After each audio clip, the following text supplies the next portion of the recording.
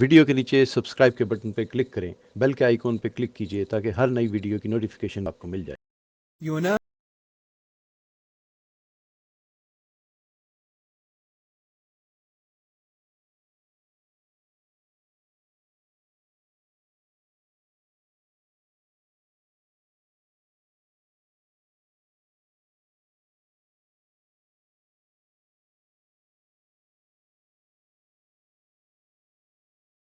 الحمد لله وكفى وسلام على عباده الذين اصطفى أما بعد فأعوذ بالله من الشيطان الرجيم بسم الله الرحمن الرحيم إنا أنزلناه في ليلة مباركة وقال النبي صلى الله تعالى عليه وسلم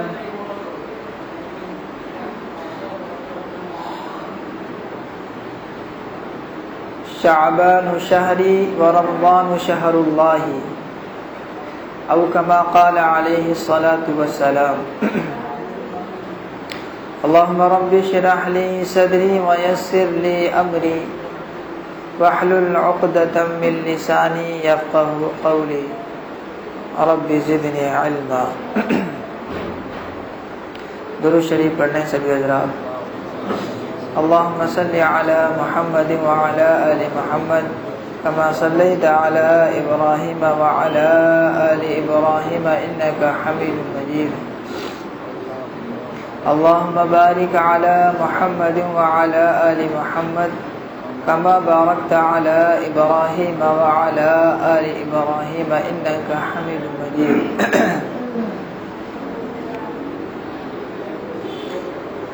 بزرگان محترم، حاضرین گرامی،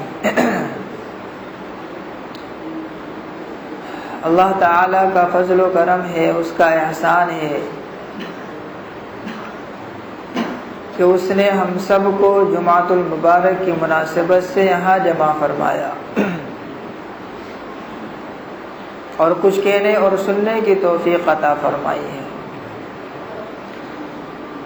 اللہ رب العالمین صحیح بات کہلائے اور ہم سبھی کو عمل کرنے کی توفیق عطا فرمائے۔ سب سے پہلے تو میں اللہ تعالیٰ کا بے انتہا شکر ادا کرتا ہوں کہ اللہ تعالیٰ نے مجھے یہ شرف بخشا ہے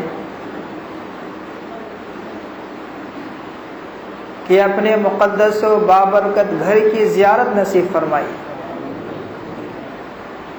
اور یہ میرے لیے نہیں بلکہ ہر مسلمان کے لیے شرف کی بات ہے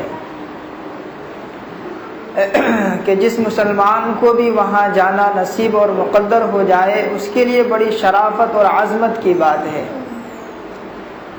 اللہ تعالیٰ نے ہم جیسوں کے لیے بھی مقدر فرما دیا تھا اور حرمین شریفین کی زیارت ہمیں مقدر ہوئی، اور اللہ تعالیٰ نے سفر کے اندر انتہائی آسانیاں فرمائی، اور بآسانی سفر سے واپسی کے بعد آج آپ حضرات کے سامنے بیٹھا ہوا ہوں۔ اللہ تعالیٰ سے دعا کرتا ہوں کہ اللہ تعالیٰ ہمارے اس سفر کو قبول فرمائے، اور میرے دل کی تمنا اور دل کی آرزو یہ ہے کہ ہر مسلمان کو وہاں جانا نصیب فرمائے اور بار بار جانا نصیب فرمائے۔ وہاں کا روحانی ماحول اور وہاں کا خوشنما منظر دیکھ کر کے انسان ایسی دنیا میں چلا جاتا ہے، اسے یوں محسوس ہوتا ہے کہ یہ دنیا کچھ نہیں ہے اور یہ دنیا کی زیب و زینت کچھ نہیں ہے، صرف اللہ ہی اللہ نظر آتا ہے، عبادات اور ریاضات ہی نظر آتی ہے، انسان دنیا سے بالکل بے خبر ہو جاتا ہے۔ اور وہاں کا ماحول ہی اللہ تعالیٰ نے ایسا بنا دیا، ایک روحانی ماحول ہے، دل کے اندر روحانیت پیدا ہو جاتی ہے، قلب کے اندر جلا پیدا ہو جاتی ہے۔ تو اس لیے میری تو دل کی یہی تمنا ہے آپ تمام حضرات کے لیے جو جا چکے ہیں اللہ تعالیٰ انہیں دوبارہ لے کر کے جائے، اور جو نہ جا سکے ہیں اللہ تعالیٰ ان کو جانے کی توفیق عطا فرمائے۔ اور ان کے لیے اسباب بنا دے اللہ تعالیٰ، اور اسباب بنانے کے ساتھ ساتھ آسانیاں پیدا فرمائے تاکہ وہاں وہ کسی طرح سے پہنچ جائے۔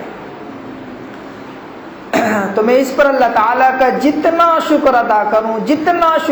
کروں کم ہے، اور یہ حقیقت ہے میں اس پر اللہ تعالیٰ کا شکر ادا بھی نہیں کر سکتا، لیکن اپنی زبان سے جو بھی شکر ادا کر رہا ہوں، جس طرح سے میں نے شکر ادا کیا یا کر رہا ہوں، بس اللہ تعالیٰ سے دعا ہے کہ میرے اس شکر کو قبول فرما لیں۔ بے انتہا شکر گزار ہوں رب العالمین کا کہ مجھ جیسے کوئی امید نہیں تھی، پتہ نہیں اللہ تعالیٰ نے کیسے اسباب بنا دیے۔ وہ ایک جس کی اتنی کم تنخواہ، نہ مہینے کے پورے خرچے نہیں ہوتے، لیکن اللہ تعالیٰ نے کیسے اسباب بنا دیے میں خود تصور نہیں کر پا رہا تھا، ایسے اسباب بن گئے اللہ تعالیٰ نے۔ بالکل بہت اللہ تعالیٰ کا اس پر بالکل بہت شکر ادا کرتا ہوں میں اللہ تعالیٰ کا۔ تو بہرحال دل کی تمنا میری آرزو یہی ہے کہ آپ سب بھی وہاں جائیں، وہاں جا کر کے وہاں کے مناظر دیکھیں، آپ کو بڑا عجیب سے محسوس ہوگا، دل ہی نہیں کرے گا وہاں سے واپس آئے، اور جب واپس آؤ گے تو آپ کی کیا کیفیت ہوگی، آپ کیا محسوس کر رہے ہوں گے کہ اللہ تعالیٰ اب یہاں سے جا رہا ہوں، میں یہاں سے جدا ہو رہا ہوں، مکہ چھوڑ کر کے جا رہا ہوں، اس گھر کو چھوڑ کر کے جا رہا ہوں۔ ایک عجیب کیفیت طاری ہو جاتی ہے، انسان جذباتی ہو جاتا ہے، یعنی نہ چاہ کر کے بھی وہ رونے لگتا ہے، آنکھوں سے خود بخود آنسو ٹپکنے لگتے ہیں۔ جب میں آخری طواف کر رہا تھا پتہ نہیں کیا ہو گیا تھا، خود بخود آنسو آ رہے ہیں، خود بخود آنسو نکل رہے ہیں، پتہ نہیں کیا عجیب سی کہ اب جا رہا ہوں چھوڑ کر کے، کعبہ کو چھوڑ دوں گا، پتہ نہیں آنا ہو یا نہ ہو۔ انسان کے دل کے اندر وہ کیفیت آ جاتی ہے اور دل کے اندر وہ جذبات پیدا ہو جاتے ہیں، اس گھر میں آیا، اب یہاں سے جا رہا ہوں، بڑا عجیب سا محسوس ہوتا ہے۔ آپ وہاں جائیں گے دیکھیں گے، جو گئے ہیں ان سے پوچھیں، ہاں بڑا عجیب منظر ہوتا ہے، بڑا عجیب نظارہ ہوتا ہے جب انسان واپس وہاں سے ہوتا ہے۔ تو بہرحال اللہ تبارک و تعالی ہمارا وہاں جانا قبول فرمائے، ہمارے عمروں کو قبول فرمائے، ہمارے طواف کو قبول فرمائے، ہماری وہاں عبادات اور ریاضات کو قبول فرمائے۔ ہم نے جن کے لیے دعا کی ہیں اور جن کے لیے ہم نے نیک تمناؤں کا اظہار کیا، ویسے تو ماشاءاللہ سبھی کے لیے دعا کی ہے، سارے بدھ وہار والوں کے لیے دعا کی ہے، اب سب کے نام تو یاد نہیں تھے، البتہ سب کو میں نے شامل کر لیا اپنی دعا کے اندر، اور سب کو شامل کر لیا تو ظاہر سی بات ہے رب تو سب کو جانتا ہے، اللہ تعالیٰ تو سب کو جاننے والا ہے کہ کس کے لیے دعا کر رہا ہے۔ تو میں نے الحمدللہ سب کو اپنی دعا میں شامل فرمایا، اور دل سے یہ دعا کی میں نے کہ اللہ تعالیٰ میں تو آ گیا ہوں، ان سب کی دعا کا میرے لیے حق تھا، میری ذمہ داری تھی، لہذا میں ان کے لیے دعا تو کر رہا ہوں، لیکن میری دل کی آرزو یہ ہے، دل کی تمنا یہ ہے وہ یہاں آ کر خود دعا کریں تیرے سامنے، تیرے دربار میں۔ تو بہرحال اللہ تبارک و تعالی ہمارے وہاں جانے کو، آنے کو، سفر کو قبول فرمائے، اور دل سے دعا ہے کہ اللہ تعالیٰ آپ کے جانے کے وہاں اسباب پیدا فرمائے۔ حاضرین کرامی، یہ جو مہینہ چل رہا ہے یہ بھی مہینہ بڑی عظمت والا مہینہ ہے۔ اس مہینے کا نام شعبان المعظم ہے، اور یہ اسلامی مہینوں میں سے 8واں مہینہ ہے۔ اس کے بعد جو آنے والا مہینہ ہے وہ بڑا مشہور مہینہ ہے، اور اس مہینے کے تعلق سے ہم سب جانتے ہیں کہ وہ مقدس مہینہ ہے، برکت والا مہینہ ہے، رمضان کا مہینہ ہے، لیکن ہم اس مہینے کے تعلق سے زیادہ نہیں جانتے۔ وجہ اس کی یہ ہے کہ ہمیں اولاً بتایا ہی نہیں جاتا، پہلی بات۔ دوسری بات یہ ہے کہ اگر ہمیں بتایا بھی جاتا ہے تو اتنی توجہ نہیں دی جاتی جتنی توجہ ہماری رمضان کے تعلق سے ہوتی ہے۔ اس مہینے کے بارے میں اللہ کے رسول علیہ الصلوۃ والسلام نے فرمایا کہ شعبان کا یہ جو مہینہ چل رہا ہے یہ میرا مہینہ ہے،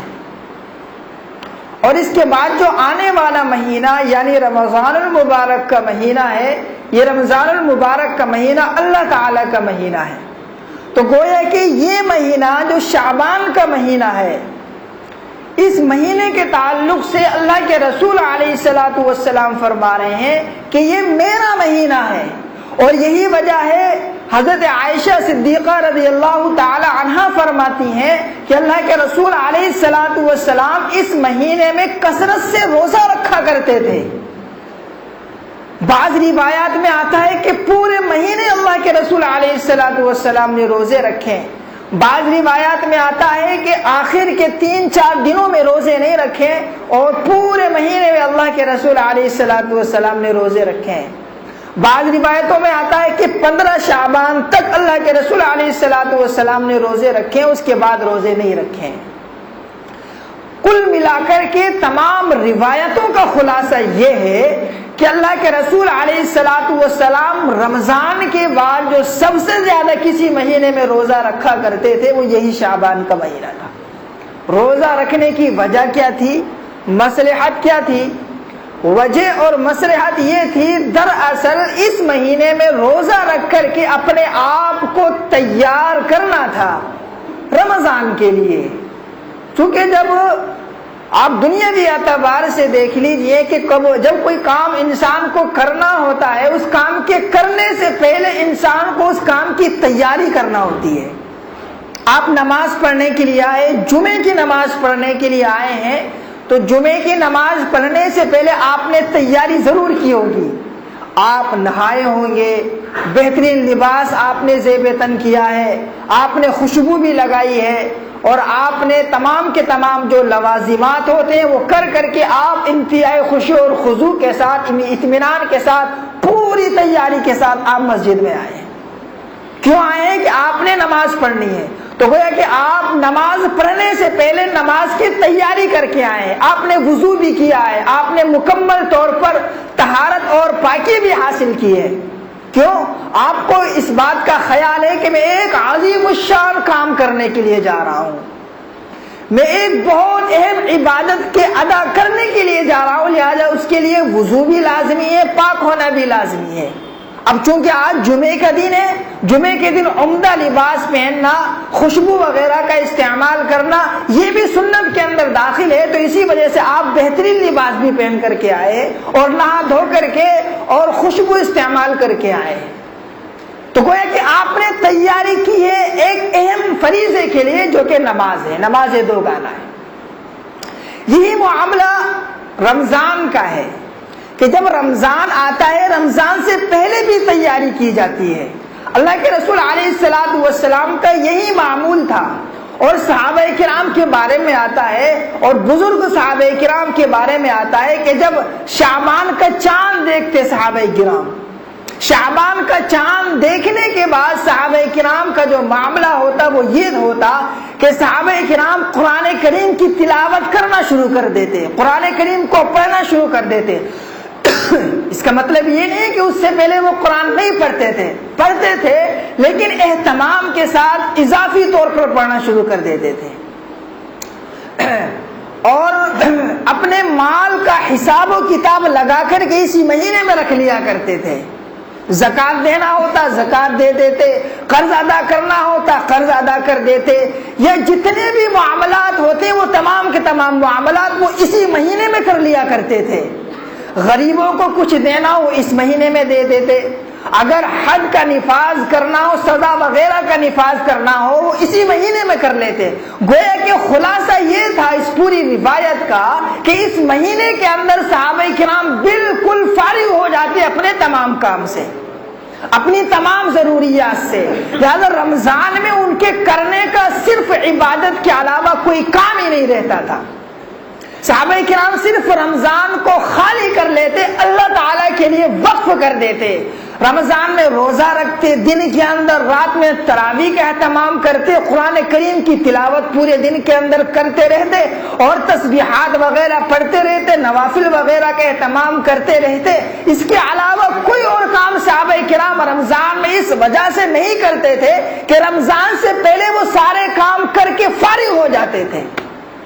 وہ مسکینوں کو پیسے وغیرہ، کپڑے وغیرہ کا انتظام کر دیا کرتے تھے تاکہ رمضان فراغت کے ساتھ گزار سکے اور مسکین اپنی عید کا صحیح طور پر انتظام بھی کر سکے، اور رمضان میں مسکین افطار کا بھی انتظام صحیح طور پر کر سکے۔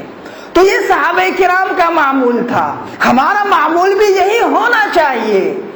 چونکہ صحابہ کرام ہمارے لیے آئیڈیل کی حیثیت رکھتے ہیں، ہمارے لیے ایک نمونہ ہے، ہمارے لیے مشعل راہ ہے۔ صحابہ کرام نے جو کام کر دیا، جو عمل کر دیا، اللہ کے رسول علیہ السلام نے اسے قبول کیا ہے، اور جو قبول نہیں کیا اس کو رد کر دیا گیا، اس کو حدیث میں جگہ نہیں دی گئی ہے۔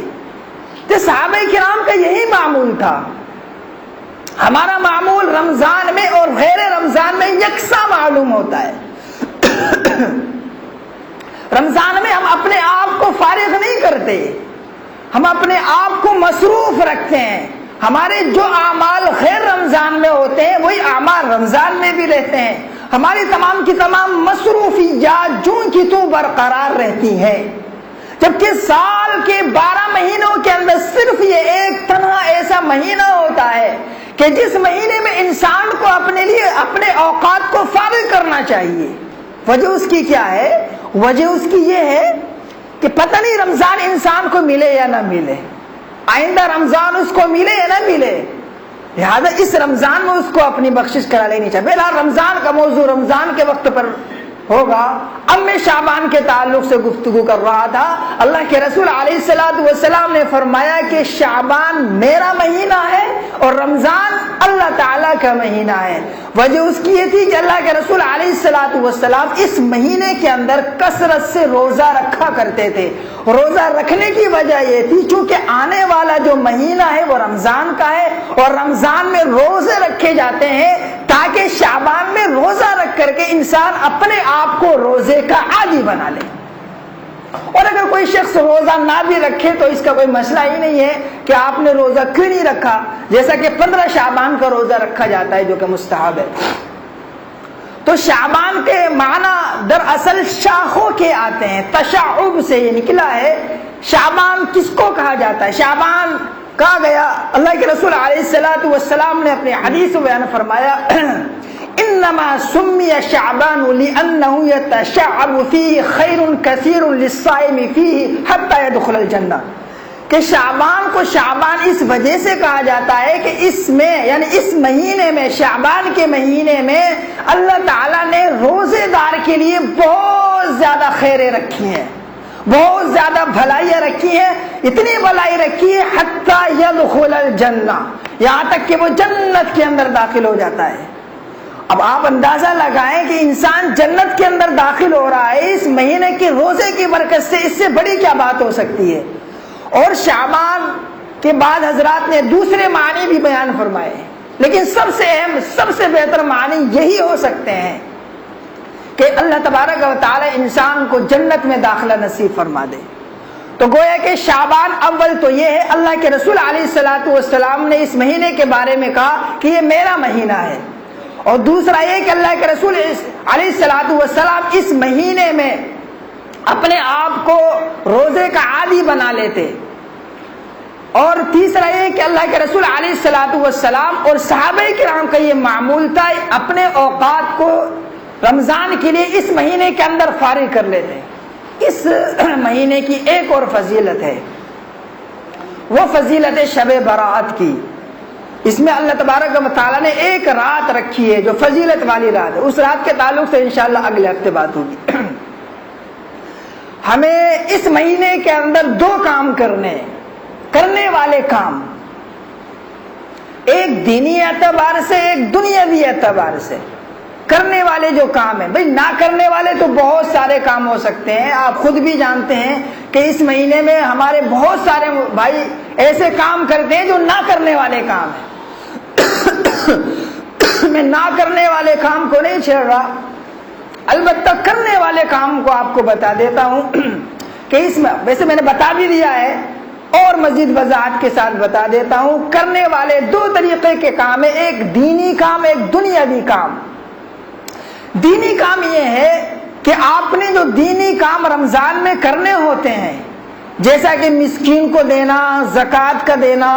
اسی طرح سے دیگر خیرات و صدقات کا ادا کرنا، وہ جو آپ اسی مہینے میں ادا کر دیں تاکہ رمضان میں فارغ ہو جائیں۔ دوسری بات یہ ہے کہ اگر آپ اس مہینے کے اندر تمام کے تمام زکوٰۃ، بہت سارے لوگ یہ سمجھتے ہیں، میں غلط فہمی کو دور کر دوں، بہت سارے ہمارے بھائی یہ سمجھتے ہیں کہ زکوٰۃ کا رمضان ہی میں نکالنا ضروری ہے۔ یہ ضروری نہیں ہے،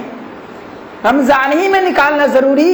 نہیں ہے، آپ سال میں کبھی بھی زکوٰۃ نکال سکتے ہیں۔ جب آپ کا سال مکمل ہو گیا تو آپ سال کے پورا ہونے پر زکوٰۃ کبھی بھی نکال سکتے ہیں۔ لوگ رمضان میں زکوٰۃ اس وجہ سے نکالتے ہیں، وجہ اس کی یہ ہے کہ رمضان میں ثواب اللہ تعالیٰ بڑھا دیتے ہیں، ثواب کے بڑھانے کی وجہ سے لوگ رمضان میں زکوٰۃ نکالتے ہیں۔ اس کا مطلب یہ نہیں ہو جاتا کہ رمضان ہی میں زکوٰۃ نکالنا چاہیے، نہیں، دیگر مہینوں میں بھی آپ زکوٰۃ نکال دیا کریں، جیسے کہ صحابہ کرام کا معمول تھا، وہ مسکینوں کو، غریبوں کو شعبان کے مہینے میں دے دیا کرتے تھے تاکہ رمضان کے مہینے میں فارغ ہو جائیں اور مسکین رمضان میں اپنی افطاری کا اور کھانے پینے کا نظم کرنے کے ساتھ ساتھ عید کی تیاری بھی وہ کر سکیں۔ اسی وجہ سے صدقۃ الفطر کے بارے میں آتا ہے، فطرے کے بارے میں آتا ہے کہ فطرہ آپ اتنی پہلے ادا کر دیں، فطرہ آپ عید کی نماز سے پہلے ادا کریں تاکہ غریب اپنی عید کا انتظام کر سکے۔ تو یہ اس وجہ سے کہا جا رہا ہے تاکہ غریب کی عید ہو جائے اور غریب بھی عید کے اندر اس اعتبار سے آپ کی طرح حصہ کر سکے اگر آپ اس کو وقت سے پہلے فطرہ دے دیں گے۔ اب ہم بالکل وقت پر دیتے ہیں، ادھر عید کی نماز کھڑی ہوئی ہے، میرا فطرہ لے لو، فطرہ لے لو، ایسا نہیں ہوتا بھائی، پہلے ادا کریں آپ، کم سے کم 10 دن پہلے یا 20 دن پہلے، یا اسی طرح سے رمضان کے شروع میں آپ ادا کر دیں یا اس مہینے میں آپ ادا کر دیں، ادا ہو جائے گا، کوئی مسئلہ نہیں۔ تو صحابہ کرام کا یہی معمول تھا۔ تو آپ سب سے پہلے دینی اعتبار سے یہ کریں کہ جو کام آپ نے کرنے ہیں، جیسے عید کی شاپنگ ہوئی، آپ نے خرید و فروخت کرنا ہے، کپڑے وغیرہ سلوانے ہیں، وہ اسی مہینے میں سارے کام کر لیں، شیر کا سامان ہو، گویا کہ رمضان کو دینی اعتبار سے بالکل فارغ اور خالی کر لیں آپ۔ رمضان میں آپ کو نہ خود خریدنا پڑے، وقتی طور پر جو خریدنا پڑ جائے، دودھ وغیرہ ایسا سامان جو خراب ہونے والا سامان ہے، صرف اسی کام تک آپ میں، جیسے گوشت وغیرہ خریدنا ہے وقتی طور پر خریدا جائے گا، سبزی وغیرہ خریدنی، یہ وقتی چیزیں ہیں۔ لیکن جو چیزیں آپ نے جیسے کپڑے وغیرہ خریدنا ہے یا شاپنگ کرنا ہے یا دیگر زیور وغیرہ خریدنے ہیں یا آپ نے جوتے چپل خریدنے ہیں، یہ چیزیں تو خراب ہونے والی نہیں ہے نا، یا آپ نے رمضان سے پہلے اسی مہینے میں خرید لیں۔ تو دینی اعتبار سے یہ کہ اپنے آپ جو عبادات کرنے کے کام ہے غیر رمضان کے، وہ غیر رمضان میں نمٹا دے، رمضان میں نہ کرے وہ کام۔ رمضان میں جو کرنے کے کام ہے صرف انہی کام کے لیے اپنے آپ کو وقف کر دیں، یعنی تراویح کا اہتمام کریں، دن میں قرآن کریم کی تلاوت کریں اور دن میں روزہ رکھیں، اور ہو سکے تو اگر تراویح کے بعد جب آپ سحر کے لیے اٹھیں تہجد کا بھی اہتمام کر لیں اور دن میں قرآن کریم کی تلاوت اور نوافل کا اہتمام آپ کرتے رہیں۔ یہ کام ہے رمضان کے کرنے کے۔ لیکن ہوتا کیا ہے، رمضان کی راتیں ہم گزار دیتے ہیں شاپنگ مال کے اندر، خرید و فروخت، جو رات بڑی برکت والی راتیں، ان راتوں کو ہم فضول اور بیکار کاموں میں گزار دیتے ہیں۔ تو دینی اعتبار سے آپ یہ کام کریں، دنیاوی اعتبار سے جو آپ کی مصروفیات ہے، جیسے کہ آپ کی دکان پہ جانے کا وقت ہے، اسے آگے پیچھے کریں، اپنے اوقات کو فارغ کریں، کم سے کم وقت آپ جائیں، کام کریں۔ میں یہ نہیں کہہ رہا کہ آپ بالکل نہ کریں، لیکن اپنے آپ کو عبادت کے لیے فارغ کریں۔ جیسے کہ آفس والے لوگ ہوتے ہیں، انہیں سال میں چھٹیاں ملتی ہیں، آپ کو اتنے مہینے کی چھٹی یا اتنے دن کی چھٹی، وہ سال میں صرف اسی مہینے میں چھٹی لیں کہ رمضان کے مہینے میں مجھے چھٹی دے دیا کریں۔ اسی طرح سے اگر کسی نوکری کرنے والے کو چھٹی مل رہی ہو تو وہ رمضان ہی کے مہینے میں چھٹی لے تاکہ رمضان میں عبادت کر سکیں، اپنے آپ کو فارغ کر سکیں، اپنے اوقات کو قیمتی بنا سکیں۔ تو یہ دنیاوی اعتبار سے یہ ہے کہ انسان مسلمان اس مہینے کے آنے والا جو رمضان کا مہینہ ہے، اس مہینے کا اپنا جو صبح و شام کا طریقہ کار ہے، دکان پہ جانے کا، آنے کا، کاروبار کرنے کا، اپنا شیڈیول اس طرح سے تیار کرے، اس طرح سے مرتب کرے کہ رمضان کے مہینے میں عبادتوں کے کرنے میں اس کا کام، اس کی ڈیوٹی، اس کا بزنس، جیسی طرح سے اس کا کاروبار مانے نہ بن جائے، اور وہ نہ تراویح پڑھ سکے، نہ وہ روزہ رکھ سکے، اور نہ وہ قرآن کریم کی تلاوت کر سکے۔ اسی وجہ سے یہ تیاری آپ نے اس مہینے میں کرنا ہے، شعبان کے مہینے میں اپنی بالکل مکمل تیاری کر لیں، مجھے اس طریقے سے کرنا، یہی مطلب ہوتا ہے شعبان کا۔ صحابہ کرام یہی کرتے تھے، رمضان آ رہا ہے تیاری میں لگ گئے، شروع ہو گئے، شعبان کا چاند دیکھا، چاند دیکھنے کے بعد قرآن کریم کی تلاوت شروع کر دی، مسکینوں کو پیسہ بانٹنا شروع کر دیا، اور جو قرضہ تھا وہ دینا شروع کر دیا، اپنے کام کو کم کر دیا کیونکہ رمضان آنے والا ہے، اپنے کام کو وقت کو مخصوص کر دیا کیونکہ رمضان آنے والا ہے، رمضان کی تیاری۔ اسی طریقے سے آپ کریں دنیاوی اعتبار سے بھی، دینی اعتبار سے بھی، تاکہ رمضان کی مکمل طور پر آپ کی تیاری ہو جائے، اور رمضان کا جب مہینہ آئے آپ کے ذہن کے اوپر، دماغ کے اوپر کوئی ذہنی اعتبار سے کوئی بوجھ نہ ہو، اور آپ دنیاوی اعتبار سے بھی، دینی اعتبار سے بھی فارغ ہو، اور آپ فارغ ہو کہ عید کی شاپنگ کرنا ہے، یہ کرنا ہے، وہ خریدنا ہے، تو آپ سب کچھ پہلے خرید لیں گے رمضان سے پہلے کہ تمہارے دماغ اور دل کے اوپر کوئی بوجھ نہیں ہوگا۔ تو یہ ہے شعبان کا مہینہ، اور صحابہ کرام کا یہی معمول تھا۔ اللہ تبارک و تعالی سے دعا ہے کہ اللہ تبارک و تعالی اس مہینے کی بھی ہمیں قدردانی کرنے کی توفیق عطا فرمائے، چونکہ اللہ کے رسول علیہ الصلوۃ والسلام سے صحابہ کرام نے پوچھا، اللہ کے رسول علیہ الصلوۃ والسلام آپ اس مہینے میں اتنے روزے کیوں رکھتے ہیں؟ اللہ کے رسول علیہ الصلوۃ والسلام سے صحابہ نے پوچھا، صحابہ نے سوال کر کر کے بڑی آسانیاں پیدا کی ہیں ہمارے لیے۔ اللہ کے رسول علیہ الصلوۃ والسلام نے فرمایا کہ شعبان کا مہینہ اتنی برکتوں والا ہے، لوگ اس مہینے سے غفلت کے اندر ہیں، اور فرمایا اللہ کے رسول علیہ الصلوۃ والسلام نے اس مہینے میں لوگوں کے درمیان لوگوں کے فیصلے کیے جاتے ہیں۔ اللہ تبارک و تعالیٰ اس مہینے میں لوگوں کے فیصلے فرماتا ہے، کس کو مرنا ہے، کس کو نہیں مرنا ہے، کس کو موت واقع ہونی، کس کو نہیں، اس مہینے میں فیصلہ فرماتے ہیں۔ میں یہ چاہتا ہوں میری ذات کے بارے میں اللہ تعالیٰ فیصلہ فرما رہا ہو اور میں روزے کی حالت میں ہوں۔ تو اسی وجہ سے اللہ کے رسول علیہ الصلوۃ والسلام نے روزہ رکھنے کی وجہ ذکر فرمائی۔ تو اللہ تبارک و تعالیٰ سے دعا ہے اللہ تعالیٰ ہمیں شعبان کے اس مہینے کے اندر رمضان کی تیاری کرنے کی توفیق عطا فرمائے۔ وآخر دعوانا الحمدللہ رب العالمین۔ سنت